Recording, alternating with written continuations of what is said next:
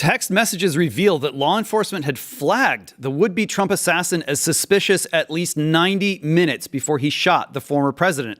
But for some strange reason, they did not approach him. Matt Peterson, we've got Steve Baker here. Give us a preview of what's up on the site right now about this incredibly hot story. You want to go to the site now because you want to see a new article we just put up. Assassination attempt, not a coincidence, Donald Trump Jr. says. Some breaking news today that we broke, and many thanks to our friends at the Tucker Carlson Network for working with us on this and spotting this. And we will talk about this in a minute, but it's a conversation that occurred between Don Jr. and Tucker Carlson at a private event in Nashville during the Bitcoin conference.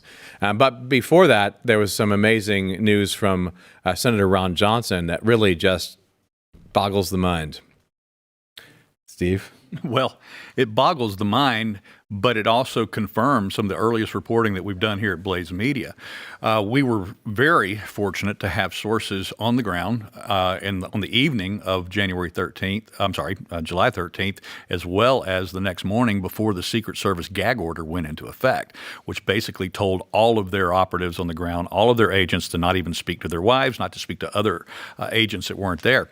But what we were learning, and the most important thing that, and really the single most significant thing of all, was that the radio comms were what they were called siloed. And this is something that should have been dealt with, and we thought had been dealt with in so many other disastrous intelligence failures. We're talking about whether it's January 6th, we're talking about 9/11, but the bottom line is that these agencies were not in communication with each other because they were not prepped. They were not they did not have their all boots on the ground morning meeting to put together the day's operations. Who's going to be where? Which sniper team is going to be on this route? And this was part of the problem that happened, was they did not only not know where each individual special forces, or rather counter assault team or counter sniper team would be, but when things started going wrong and then suspicions began being raised about this particular guy, Thomas Crooks, on the ground, and then a sniper team from the Pennsylvania State Police got him in their scope, they couldn't get communications back to verify that he was not a blue-on-blue situation, that he was not a friendly.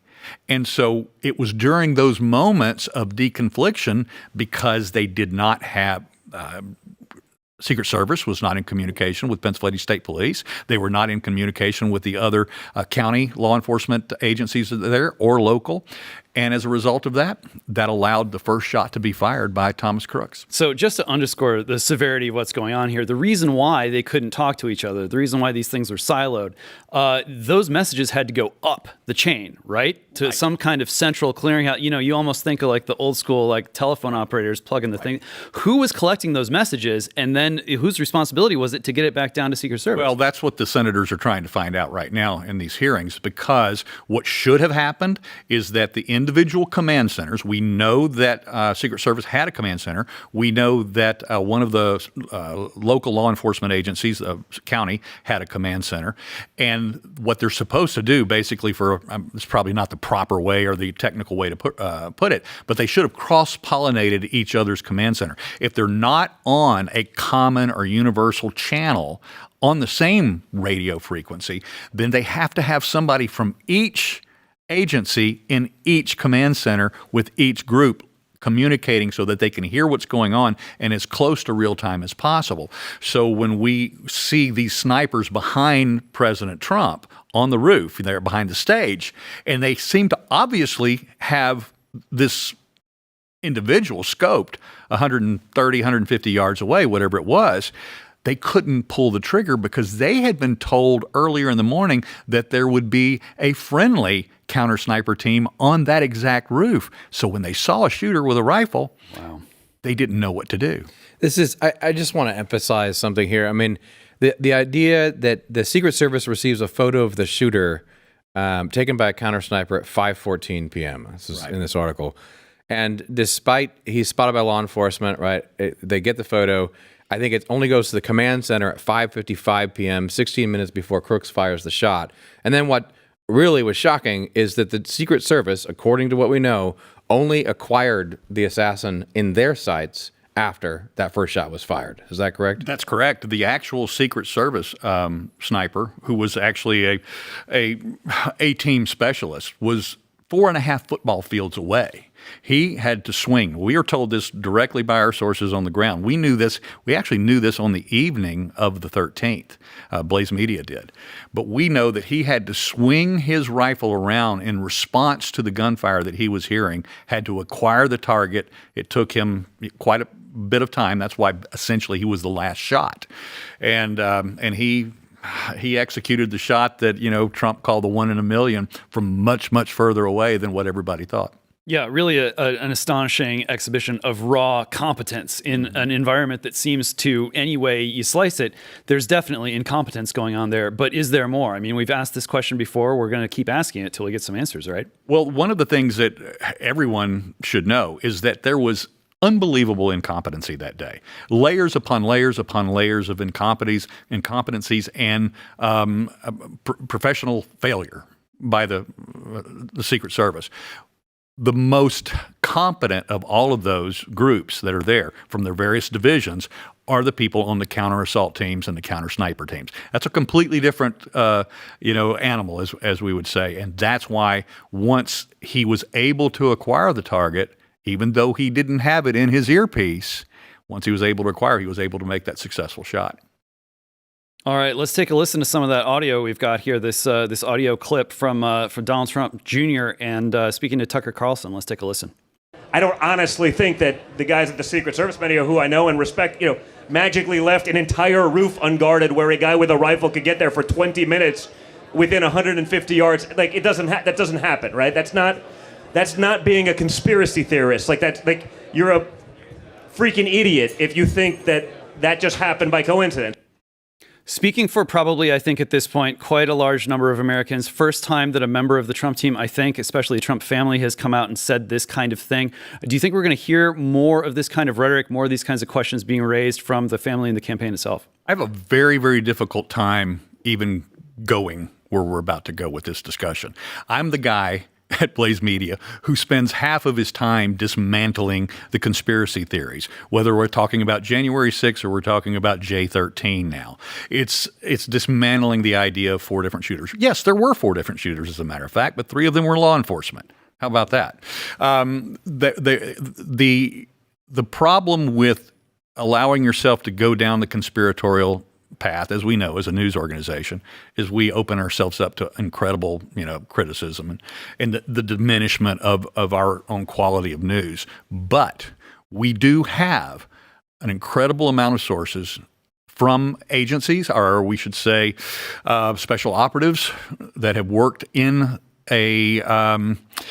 let's just say the darker side of our government's operations overseas, be they CIA special agents, special operatives from our armed forces, that are reporting to us that as they see this and see more information come out about Thomas Crooks, more of the details, more of the path of his day, that they're beginning to see what they are familiar with by our own operatives overseas of grooming a disaffected young man and setting them on the course to activate at a certain opportunity. Now, this is very hard and very difficult to say, but there's a lot of things that they're seeing. I mean, first of all, we know from the release by the Oversight Project at the Heritage Foundation that Crooks was actually doing a recon on the site on July 4th and on July 8th. We also know that he knew to turn his phone off on July 12th. We also know that he had grooming, or he had some sort of special knowledge about how to put the drone up, not for surveying the site. What he was looking for is he was looking for his path to the place where he was designated to be that day. Because obviously what he saw on the 4th and the 8th was going to change on the 13th, because all of the cars, the vendor trucks and food trucks and things of that nature. So he was actually looking at his path to the building. And these are the way we're talking to guys that have been on these types of operations, who have done this type of grooming of other these types of disaffected individuals overseas, whether it's in Ukraine, whether it's in Egypt or other parts of the world, for color revolution operations, for kill capture operations, and for precision bombings. Because sometimes we don't want our hands on it. And look, I don't have to tell I don't think I have to tell anybody that Americans have been doing this for a long time, and we have special elite forces that are very good at this. Do we want to believe that this happened here on our soil? No, we don't. Do we want to believe that this happened with President Trump and specifically? No, we don't. But we have to look at the possibility, especially since the president's own son opened up that can of worms. Let me say something here. I mean, so again, this article is assassination attempt, not a coincidence, Donald Trump Jr. says at theblaze.com. In the article, we cite Michael Waller, Joe, and Joe Hanneman cites Michael Waller, who was on our show not long ago, and he said this on the show, and I think it bears repeating. He said, because we need to be careful here, right? It's really hard to separate incompetence from willful negligence or even simple negligence or malice. But that means it's a two-edged sword. You can't rule out malice. You can't rule out someone wanted this to happen, right? When you have this level of incompetence. So I don't like to be told that we can't ask the question. That's ridiculous. Everyone is asking the question, whether it's the president's family, right, or it's millions of Americans who are trying to wrap their head around how this sort of thing happens. So in the article, and what Steve is saying is, you're saying that there are people out there who say, this guy bears the signs of someone who was groomed to do this. A normal 20-year-old would not have a drone and be scoping it out. A normal 20-year-old would not go there 2 times before and turn off his phone and take various steps. And so their interpretation is coming from the fact pattern of the activity of this shooter. Is that right? I'm saying, and I'm telling you, that I'm getting reports from individuals who are recognizing their own handiwork. For our own government in overseas operations, ostensibly doing the work of God and country. But are there other forces that think, because look, Trump is, he may be the most loved man by half of this country, but he's also the most despised and hated figure by half of this country. And we can't dismiss the possibility that there are other people on the other side that think that they're doing the work of God and country to take him out. And we have to explore that, which is one of the reasons why we're such big advocates for some of these groups that want to provide private security for the president, especially and at least up until the election, while he legally can by law. He can supplement Secret Service security. He can replace them if he wants. But we think that it's important. I don't think for a second that Secret Service themselves were particularly or specifically involved in the setup of this. If it did happen, it would have come from other agencies. It would have come from other darker money, and it could have come from other governments. It could have come from other governments as well.